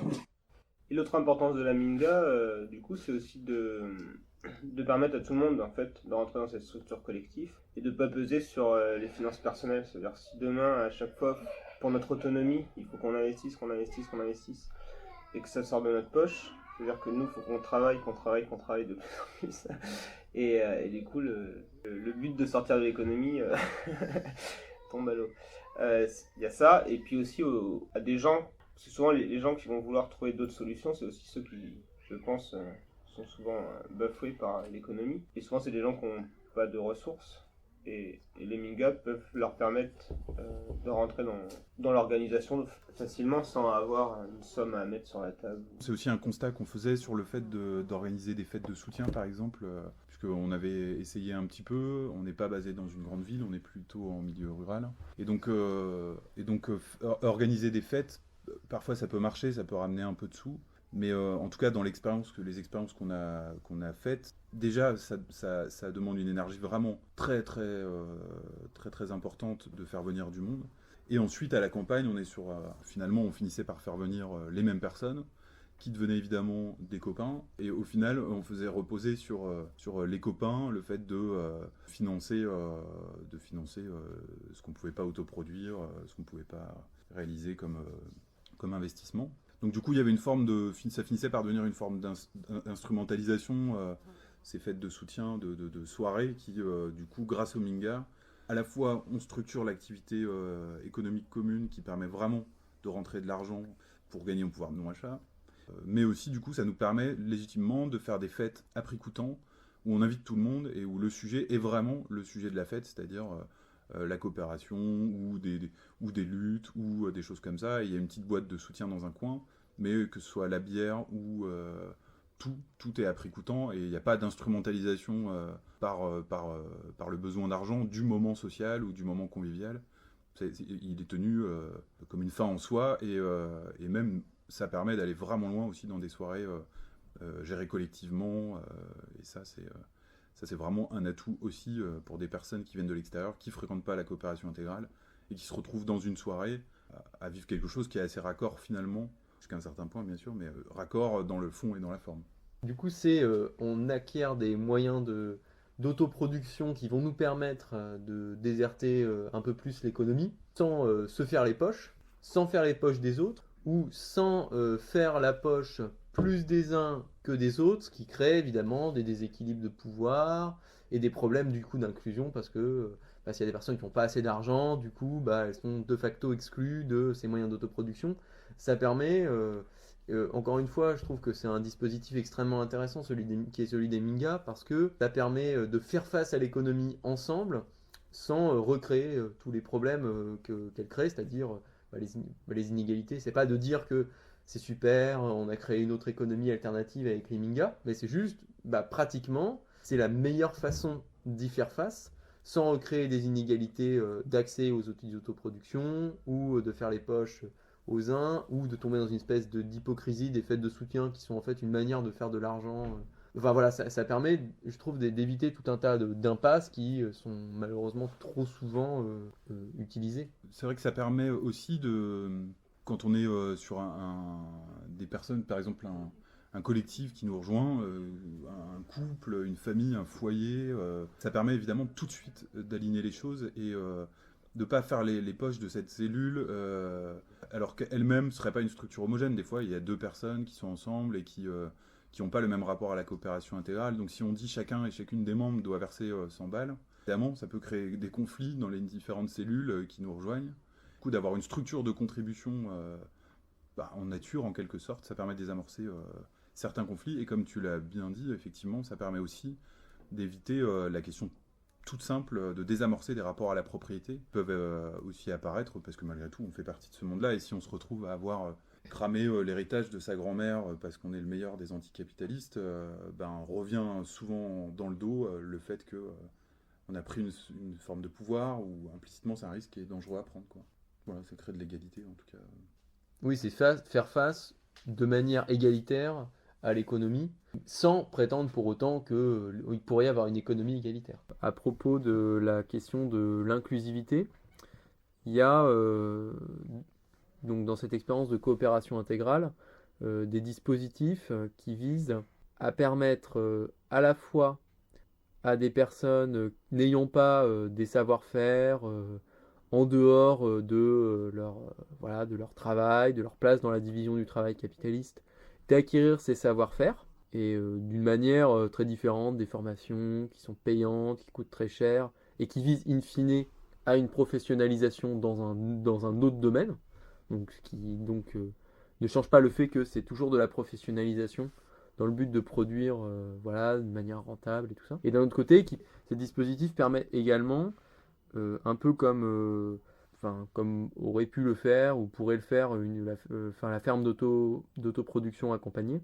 de déprofessionnaliser les professionnels qui exercent une activité à plein temps et de manière pas exclusive mais disons prédominante, et ce qui permet ainsi de faire ce que donc dans cette expérience de coopération intégrale on appelle de manière un peu théorique et savante la déprolétarianisation, c'est-à-dire le fait de cesser d'être un prolétaire au sens de personne qui n'est capable que qui n'est détenteur que du savoir-faire nécessaire à sa branche d'activité dans la division capitaliste du travail, au lieu d'être capable de faire une multitude d'activités comme ce serait possible et souhaitable dans une optique d'autonomie, de désertion de l'économie et à terme de dépassement du capitalisme. Et du coup, est-ce que tu pourrais nous parler justement qu'est-ce que tu fais dans cette optique-là de déprolétarianisation et de transmission des savoir-faire à d'autres personnes? Alors déjà, ces d'autres personnes, on peut les voir sous différents angles. On s'est posé les questions ici des gens qui participent à la pratique de la provision commune ou de la coopération intégrale, mais pensons toujours à des gens qui passeraient simplement quelques jours dans la région ou qui voudraient découvrir certaines pratiques. On a mis en place différents dispositifs et le troisième dispositif, c'est celui de l'accès pour les enfants à tout ça. Dans l'atelier de céramique qui est en train de prendre vie, il y a un accès sans limite pour les enfants, parce que en premier lieu, avec tous les savoirs maintenant sur l'apprentissage et la formation du cerveau chez l'enfant, on se rend compte qu'il y a tout intérêt de toute façon à les laisser pratiquer librement tout un tas d'activités, à les y laisser s'intéresser. Et on a observé aussi dans nombre de tribus de par le monde que des activités artisanales en fait étaient pratiquées tout au long de la vie et apprises naturellement en fait. Tout comme on apprend à faire du vélo petit, on peut apprendre à faire la céramique nécessaire à la vie, à la reproduction de la vie d'un village ou même d'une société, pourquoi pas. Ça c'est pour les enfants. Pour les gens qu'on accueillerait de façon plus brève, l'idée c'est non seulement de mettre la main à la pratique, de pratiquer, de découvrir des techniques accessibles, mais aussi par ce biais en fait de communiquer sur la matière elle-même et sur sa provenance et le but pour l'argile de l'extraction. La division du travail aujourd'hui, en plus de séparer les savoirs, elle sépare les visions du monde. Aujourd'hui, il n'y a que... Je m'inspire d'une phrase d'un céramiste coréen qui disait qu'en Corée, le céramiste, c'est le gardien de la terre. Aujourd'hui, on a cette image-là un peu avec les agriculteurs, les gardiens de la terre. Enfin, c'est ce qu'à la campagne, on entend. Et lorsque j'ai entendu gardien, ça m'a vraiment touché parce que, effectivement, c'est ce que je me sens, moi, en tant que potier, gardien de la terre. Quand je regarde la façon dont le monde d'aujourd'hui me propose de pratiquer la poterie, c'est-à-dire en achetant une pâte composée avec des argiles qui ont été extraites à différents endroits de la planète, qui sont conditionnées à un endroit, puis vendues à un autre, et dont en fait tout le monde se fout, ça m'a vraiment touché. Donc il y a eu cette question de la ressource en fait qui est née évidemment, que j'ai mis dans la même boîte que la technique, parce qu'il y a la technique pour extraire aussi tout ça. Donc le savoir-faire, pour la céramique, il passe déjà de trouver la ressource, de savoir d'où elle vient, de connaître un peu tout le circuit, tout le cheminement qui va de la terre brute à un objet en céramique. Ça peut être une théière, par exemple. Voilà, donc l'idée, en accueillant les gens dans l'autoproduction accompagnée, c'est de les faire créer un projet aussi, de cibler un besoin et d'aller ensemble vers la réalisation d'un objet. Voilà.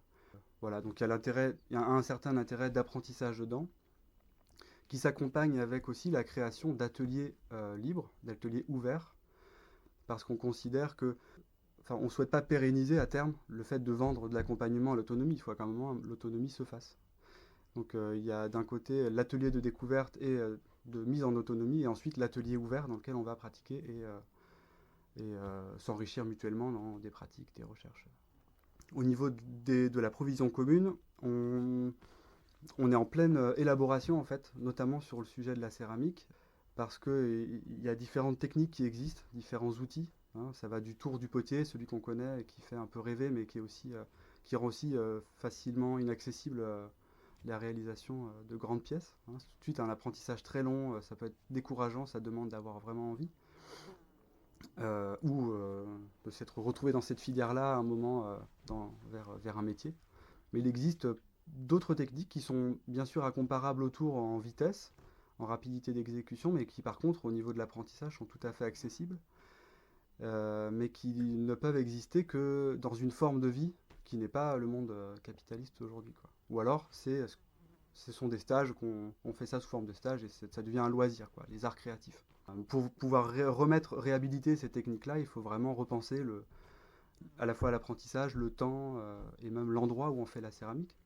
Finalement, en parlant avec ma compagne qui a vu des gens en Amazonie, en Colombie, je crois, ou au Pérou, pratiquer ça de façon habituelle, c'est-à-dire le carnaval se prépare, c'est autour de telle famille de faire les céramiques, et puis tous les ans ça tourne, quoi. On voit bien que c'est un savoir qui habite tout le monde. Et à ce moment-là, la céramique, elle n'est pas faite dans un atelier isolé, comme une pratique isolée, qui peut rendre vraiment ce processus long et fastidieux, parce que lorsqu'on pose un premier boudin de terre, un colombin, sur un pot qu'il faut attendre 2-3 heures pour poser le second, si on fait rien entre-temps, ça devient incompréhensible, alors que vu sous un autre angle, si on est en même temps sur une activité de cuisine ou de jardinage ou même de lecture, qu'on fait d'autres choses, donc finalement le pot prend forme dans la journée, assez fluidement. Donc on se pose ces questions-là, mais rien n'est figé en fait. On sait qu'on doit tendre vers un rapprochement de toutes ces pratiques-là finalement. Donc c'est une démarche un petit peu de déspécialisation, de déprofessionnalisation, et en même temps permettre au plus grand nombre, et aux enfants notamment, qui effectivement ça tranche avec une vision des enfants comme étant des imbéciles qu'il faut éduquer en leur bourrant le crâne.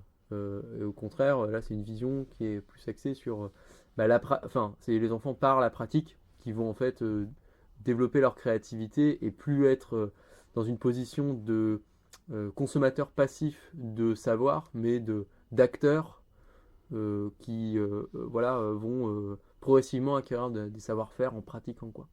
Oui, il y a aussi la question de l'autonomie de l'enfant en fait, qui est un sujet vraiment notoire. Voilà. Il s'agit aussi en fait de faire vivre un savoir qui n'est plus du tout populaire, celui de la terre et de plein de domaines, que ce soit dans l'agriculture que dans plein d'artisanats. Aujourd'hui, les gens sont coupés de tout ça. Il y a des anciens gisements d'argile qui sont devenus des endroits protégés auxquels on ne peut plus toucher, sur lesquels on garde une mémoire, mais ou alors qui sont des endroits tout à fait pollués, qui sont devenus des décharges en fait au XXe siècle. Ce savoir, il est complètement oublié, voire passé sous silence. Et il s'agit aussi de cultiver ça pour permettre une vraie conscience locale quant aux ressources, quant aux richesses qui sont présentes autour des gens, que ce soit la forêt. Voilà. Ouais, c'est une façon d'organiser une sorte aussi de résistance à l'économie, puisque les carrières, les forêts, elles sont détenues aussi par des grands groupes. C'est arrêter de faire de tout un tas de savoir-faire qui pourtant produisent des choses essentielles à la vie, comme la céramique, pour tout ce qui est la vaisselle.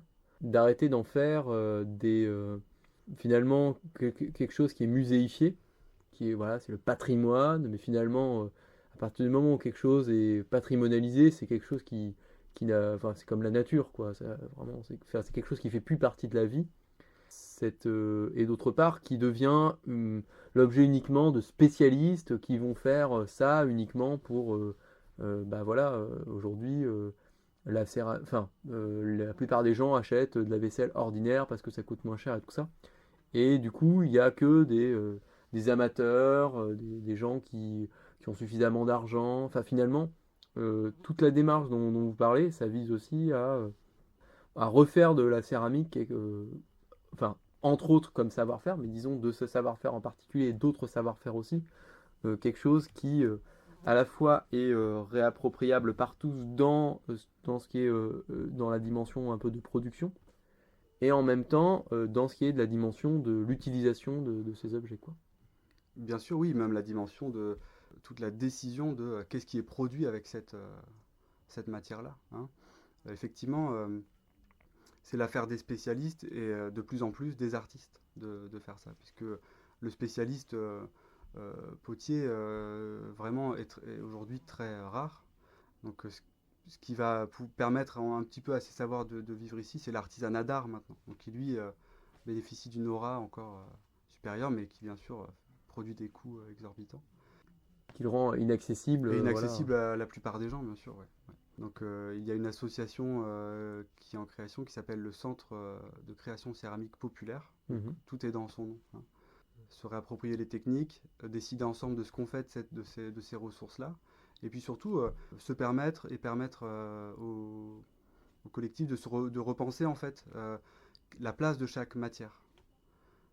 Ce sont des discussions qu'on a eues souvent avec les gens d'usinette ici, ou les hackers en général, qui sont très influencés maintenant par les imprimantes 3D et qui voulaient imprimer des gobelets en plastique en 3D. Donc finalement, on a pu se rendre compte que peut-être on pouvait produire certains objets en céramique. Eux-mêmes ont découvert ces techniques-là pour laisser une place au plastique à d'autres endroits où vraiment il a son utilité, et de plus choisir une technique par son coût financier, par ce qu'elle va rapporter, par la plus-value qu'on peut faire, mais plutôt par rapport à un sens.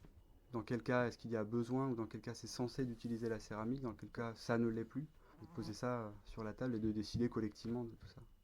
Oui, c'est une autre vision de voir les savoir-faire. C'est pas les savoir-faire uniquement comme je peux produire un certain nombre de marchandises, mais c'est une vision des savoir-faire comme étant inscrits dans certaines formes de vie. Finalement, les savoir-faire ne sont pas neutres, et quand ils sont inscrits dans une forme de vie telle que celle de la coopération intégrale, ça leur donne un sens complètement différent de si c'est des savoir-faire qui sont inscrits dans une activité exclusivement marchande et qui doivent produire qui doit être rentable, et etc., quoi. Tout à fait, oui. Pour ça, c'est important vraiment de passer par l'étape de déprofessionnalisation, parce que si en tant que potier, si je me vis comme un potier, si l'identité du potier est trop importante en moi, je vais effectivement plutôt avoir le raisonnement de qu'est-ce que je peux produire. Dans l'absolu, je dois produire. Si on voit l'atelier de céramique comme un pôle de production qui répond aux besoins de la vie sur place, et dans lequel, si je porte un intérêt à cette pratique-là, je peux devenir un peu référent sans avoir un monopole de décision. À ce moment-là, je peux autant me sentir épanoui dans la pratique que j'ai, tout en permettant cette liberté de circulation des gens et des savoirs, quoi.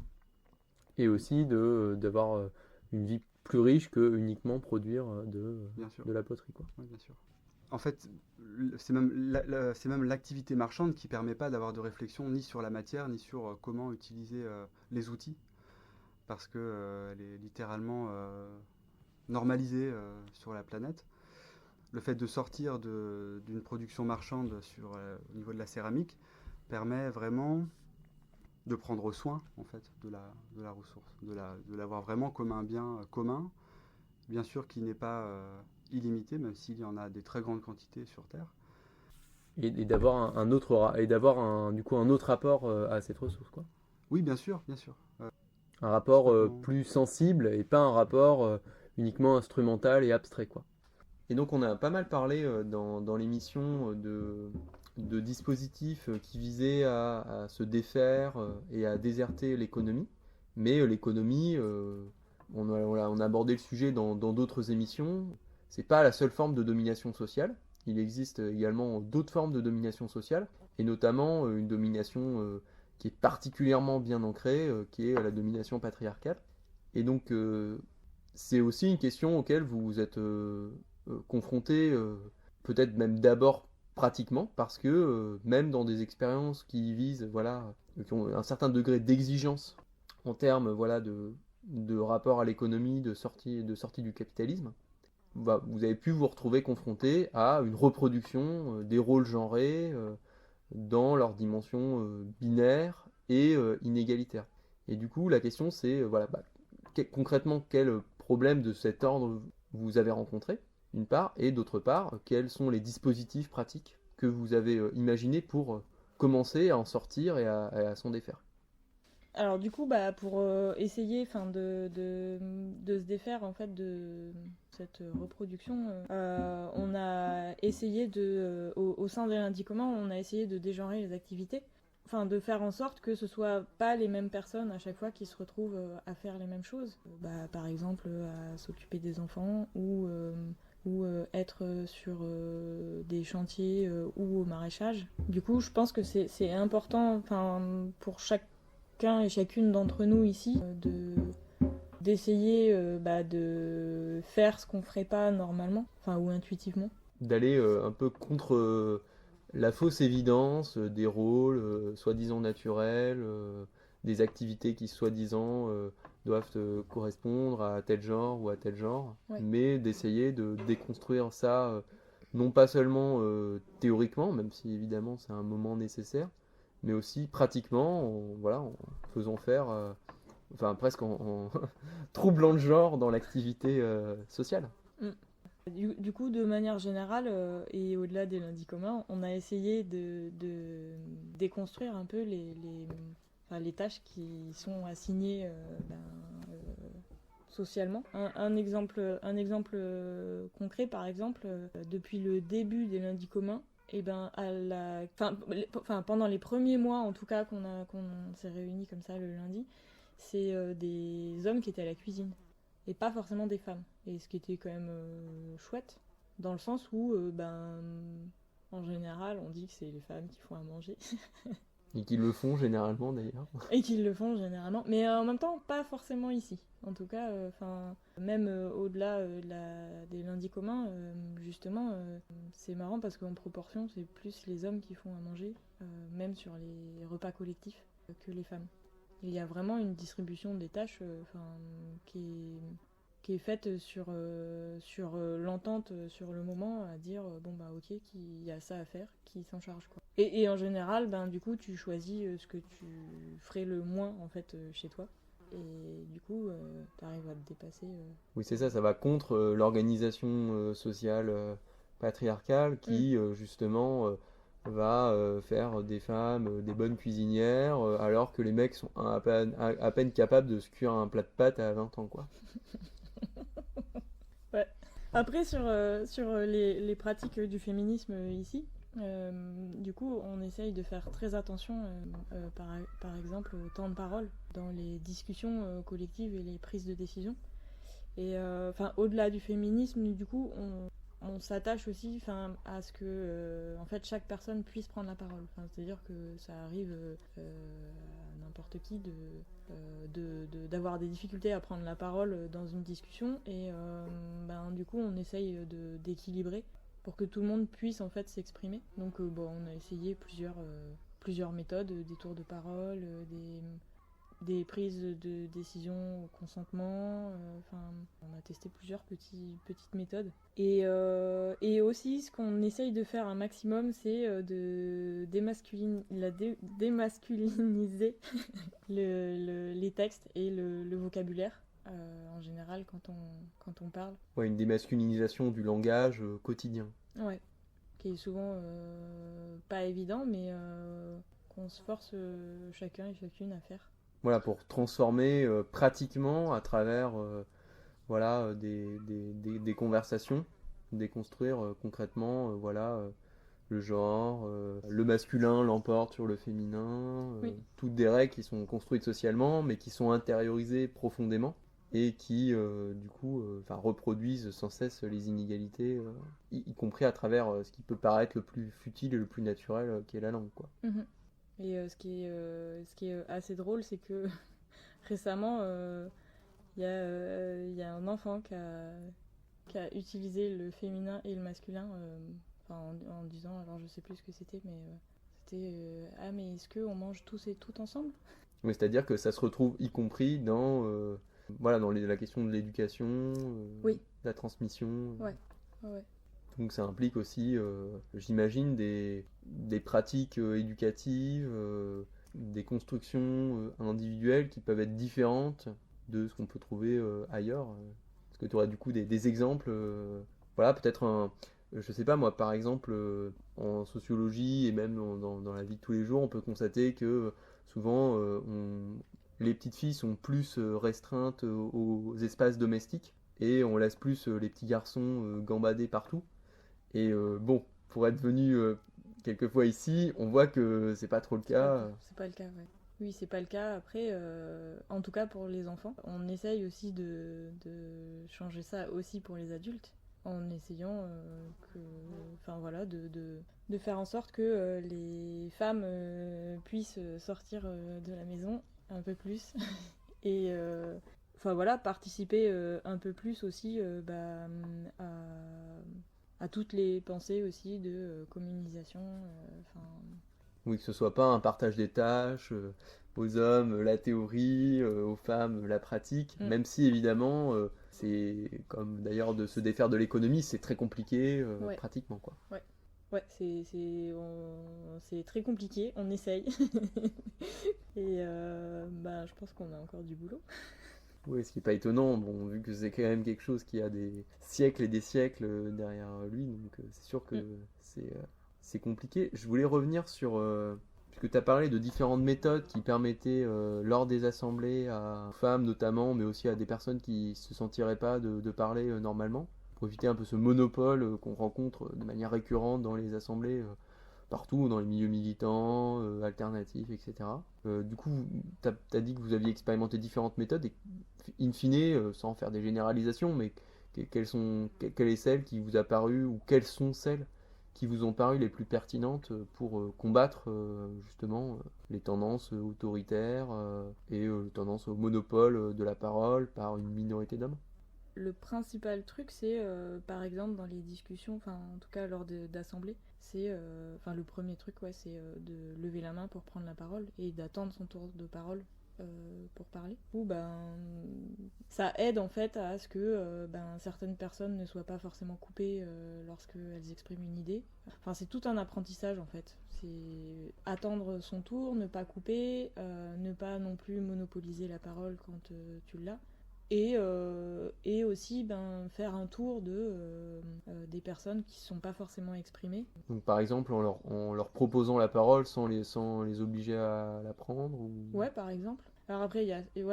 par exemple, du coup, en proposant la parole. Et aussi un autre truc important, c'est que, par exemple, lors des assemblées, on décide à l'avance de quelle personne va être référente des enfants.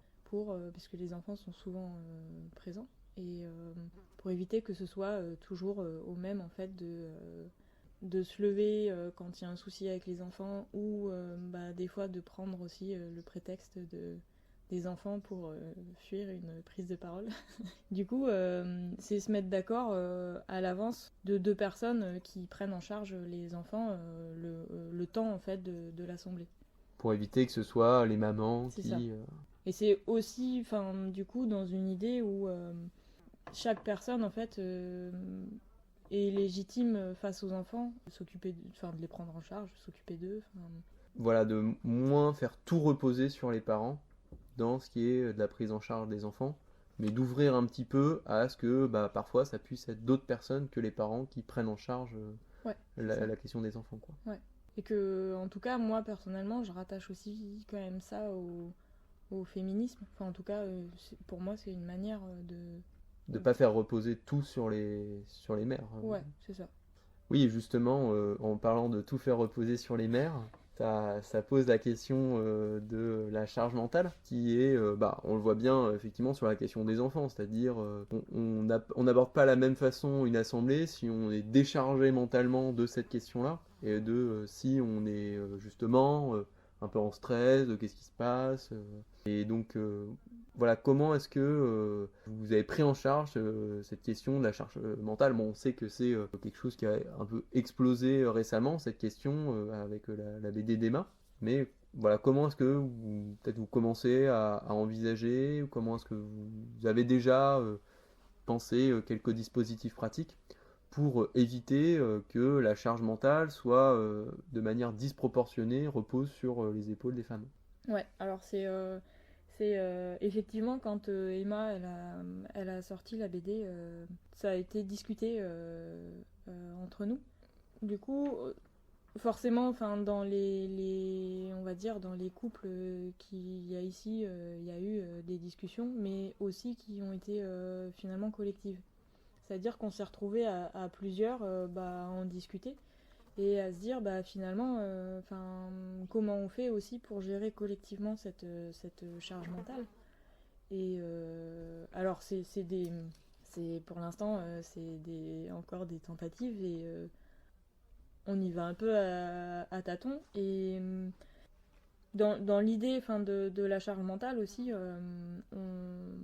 il y a quelqu'un qui a exprimé finalement qui a transposé finalement le concept de la charge mentale sur le collectif et pas forcément que aux femmes, dans le sens où finalement ça peut être, enfin comment on prend en charge en fait ensemble la question de la charge mentale qui revient toujours à une même personne, mais en fait au-delà de la femme. Enfin, je sais pas si c'est clair. Mais... Si, c'est un peu l'idée de presque d'une communisation de la charge mentale. Ouais, c'est-à-dire un peu comme ne pas faire face seul au travail, seul face à l'économie, ne pas se retrouver seul face à la charge mentale. À la charge mentale.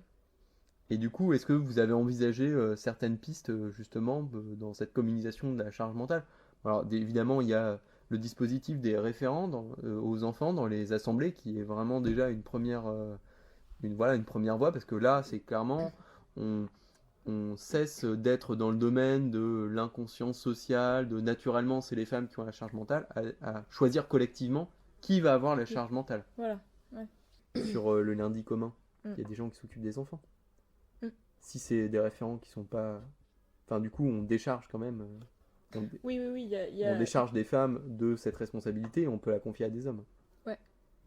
Après, j'ai l'impression que ça se fait finalement dans chaque pôle. Oui. Enfin, j'ai l'impression que finalement, c'est plus la question du référent ou de la référente globalement, quoi. Et ça tourne. Oui, et ça tourne en plus, c'est vrai que... Et ça, c'est une manière justement de... Ouais, c'est vrai. Dissiper la charge mentale. Oui, parce que oui, du coup, les référents, enfin les personnes référentes sur chaque pôle sont jamais les mêmes en fait. Et l'idée c'était qu'il y ait une personne référente par mois, je crois, et qu'il y ait des personnes ressources. Et finalement, le fait qu'il y ait des personnes ressources, des personnes référentes sur une activité, du coup, ça décharge en fait cette charge mentale. Elle est prise en charge ensemble. Avec en plus du coup une rotation, ce qui fait que cette charge mentale, elle n'est pas permanente sur tel secteur d'activité, mais en plus elle tourne, ce qui fait qu'elle devient vraiment, elle est vraiment socialisée, quoi. Oui. Enfin, ce qui va vraiment à l'encontre de la charge mentale dans la société patriarcale, où elle revient de fait est justifiée par une idéologie naturaliste aux femmes, quoi. Ouais. Et après, il y avait dernière chose que je voulais aborder. C'était, bon, évidemment, c'est pas extrêmement original, mais malgré tout, dans un milieu rural, dans une commune qui est pas principalement centrée sur la question féministe, parce qu'évidemment, il y a des communes, des expériences, des squats qui sont centrés sur cette question féministe et où évidemment cette pratique va de soi. c'est la question des temps en non-mixité, et qui est qui est évidemment quelque chose de très connu dans les milieux militants, mais qui va pas forcément de soi dans les milieux ruraux, dans les expériences rurales, et qui sont pas principalement des expériences. Bon, bien sûr, ce sont des expériences militantes, mais où tout le monde forcément n'y va pas par le militantisme, disons, urbain, centré sur des questions théoriques, avec des positions très tranchées. Peut-être rapidement, expliquer cette question des temps en non-mixité, par exemple, est-ce qu'ils ont toujours existé, comment est-ce qu'ils ont été implémentés, est-ce qu'il y a eu des résistances C'est assez nouveau, en fait, je pense, sous la forme qu'il y a eu cette semaine, en tout cas, enfin, sur le temps en non-mixité qui s'est passé cette semaine. Parce que, en fait, il y a quand même ici, depuis quelques années, un cercle de femmes. Et donc, il y a quand même, en tout cas, le temps comme ça en non-mixité existe déjà. Après, effectivement, je pense que toutes les femmes ne se reconnaissent pas forcément dans cette pratique ou ont plutôt des a priori. En tout cas, c'est pas quelque chose qui est instauré. C'est quelque chose qui a encore du mal à être, disons, à aller de soi socialement, mais qui, malgré tout, commence à être implémenté et à être peut-être plus accepté socialement que par le passé. Est-ce qu'il y a quand même une évolution, peut-être en termes de régularité, du contenu de ces réunions en mixité et de l'acceptation sociale de ces réunions? C'est difficile en fait cette question-là, parce que souvent pour rigoler on entend ah mais moi aussi, nous aussi on va faire un cercle d'hommes et puis vous aurez pas le droit de venir. Du coup c'est il n'y a pas encore de compréhension qu'il y avait une différence entre la non-mixité comme une façon de se réunir ensemble et de se donner de la force contre une oppression systémique, et le fait de se retrouver entre personnes qui ont, disons, déjà une certaine position de force, qui, à part si c'est dans le but louable de déconstruire et de décréter l'abolition des privilèges, c'est pas un intérêt fou de donner l'appareil, d'imiter, et donc disons que ça révèle quand même le fait que sur cette question-là, il n'y a pas encore d'évidence en tout cas que c'est pas juste de l'entrisme excluant, mais une pratique de lutte contre quelque chose de systémique.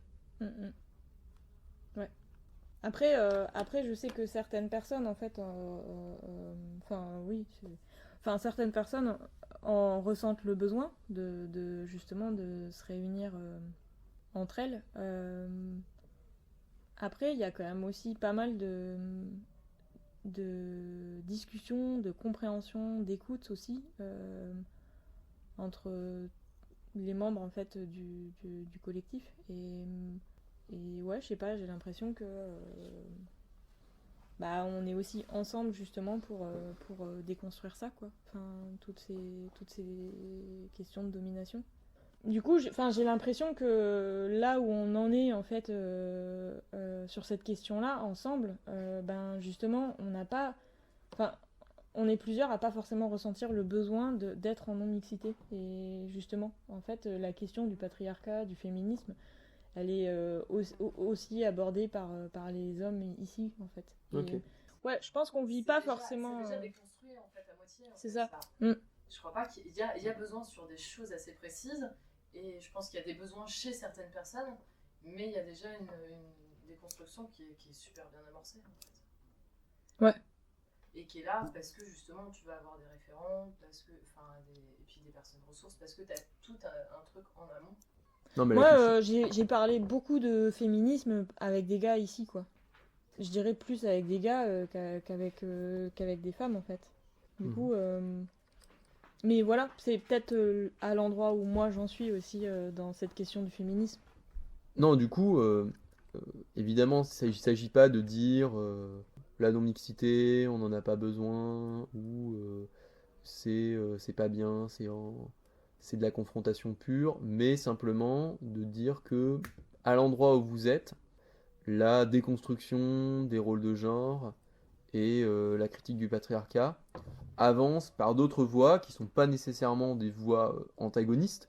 Il ne s'agit pas non plus de faire l'apologie d'une espèce de complémentarisme naturel où finalement il n'y aurait pas grand-chose à changer, mais plutôt que l'exigence que vous posez en termes de critique du patriarcat, elle s'incarne dans des dispositifs qui sont différents de la non-mixité et aussi parce que comme il y a des pratiques peut-être qui sont autres que celles de milieux militants où là c'est beaucoup centré sur les questions d'assemblée, voilà, là comme il y a des pratiques qui sont communes avec les lundis communs, là une manière voilà justement de s'attaquer au patriarcat et au rôle genré, ça va être voilà, de mettre un système de référents et de référentes et avec toute la discussion que ça implique de prise de conscience, de pourquoi est-ce que ce serait forcément les femmes à la cuisine ou qui s'occuperaient des enfants et les hommes sur les chantiers.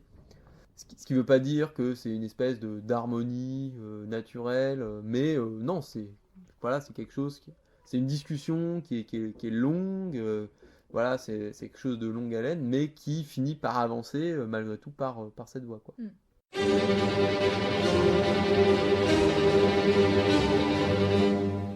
Sans doute, l'arme de la critique ne peut-elle remplacer la critique des armes. La puissance matérielle ne peut être abattue que par la puissance matérielle, mais la théorie aussi, dès qu'elle s'empare des masses, devient une puissance matérielle.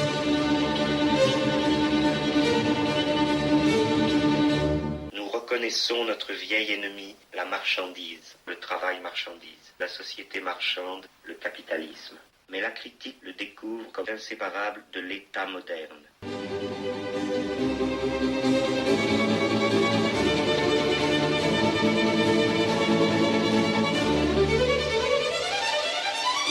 Alors je le dis, parce que c'est la vérité. Il ne faut pas travailler. Tu vois, il faut s'organiser pour ne plus jamais travailler.